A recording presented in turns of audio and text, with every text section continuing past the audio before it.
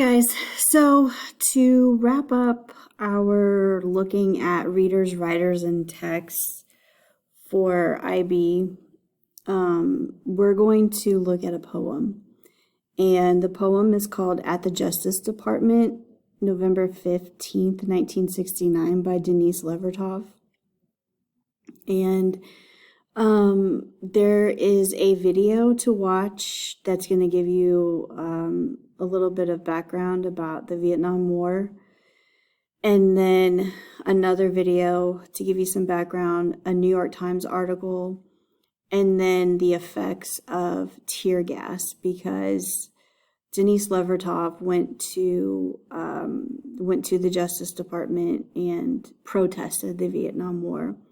And so this is her experience with it. This audio clip is her reading her poem.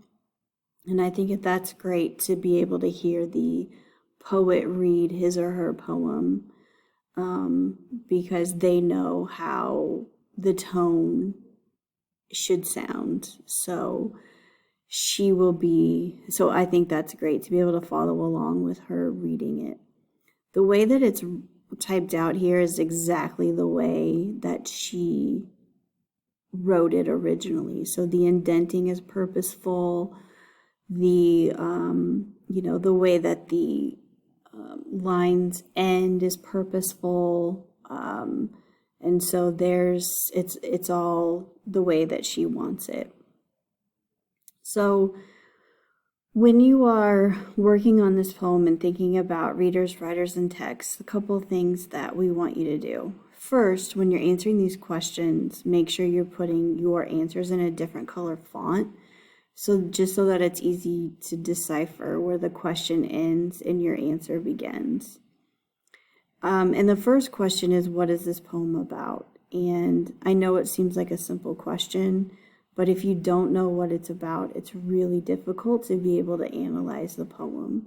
And so when we do Plath poetry, for example, the first question we're always going to decide is, what is this poem literally about? Before we can go into what it's figuratively about, we've got to decide what it's literally about. So then I want you to color mark the poem for literary elements. And what I mean by color mark the poem is similarly to what you did for The Road, where you highlighted in one color similes or personification or metaphors or imagery, color imagery, things like that. And then make sure that you include a key so that I know yellow means metaphor, pink means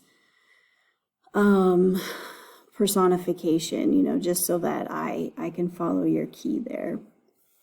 And then, why are the people blinded and retching?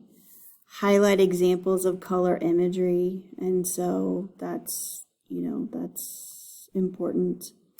Levertov's imagery relies on sensory detail. Examine the phrase mildew glare. What does it convey about the tear gas? Highlight with a different color every time you see the word wanting, so a color that you haven't used. And why does Levertov use wanting so much? What's her purpose for that? Highlight with another color any example of personification and explain that particular use of personification. Of all the types of personification Levertov could use, why that type? What is she trying to get to the reader?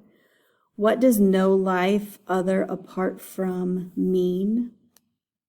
And then choose at least two of the guiding questions from readers, writers, and text and answer them in relation to this poem. Be sure to retype the question and include your answer.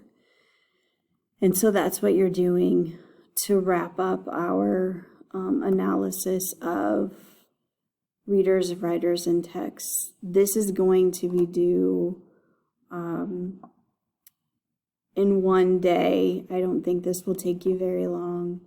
So I'm assigning it on a Thursday and it's due Thursday, but you have access to it. I'm posting it Monday, so you can work on it as soon as it's posted.